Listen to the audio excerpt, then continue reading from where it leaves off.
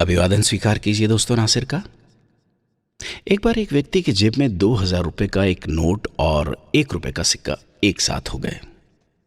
सिक्का अभिभूत होकर 2000 के नोट को देखे जा रहा था। नोट ने पूछा, इतने ध्यान से क्या देख रहे हो?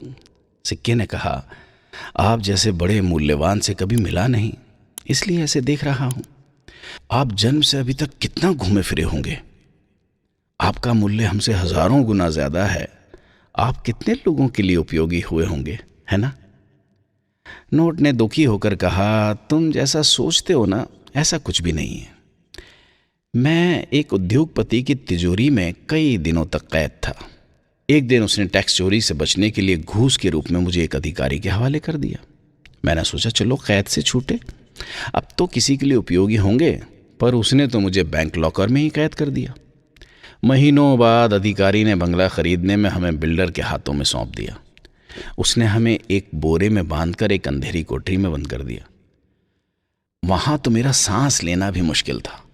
सांस फूलने लगती थी, तड़पता रहा। किसी तरह अभी कुछ दिन पहले मैं इस व्यक्ति की जेब में पहुंचा हूं। सही बताऊं, पूरी जिंदगी जेल में कैदी की तरह रहा हूं।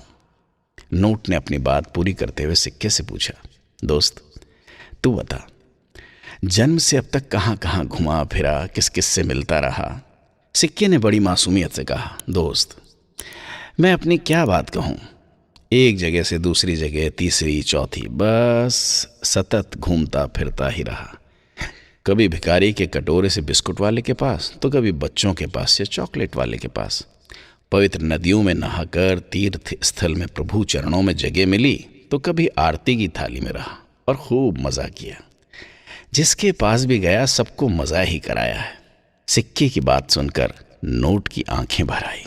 नोट ने कहा, आप कितने बड़े हो ये महत्व नहीं रखता, बल्कि महत्वपूर्ण यह है कि आप कितने उपयोगी हो।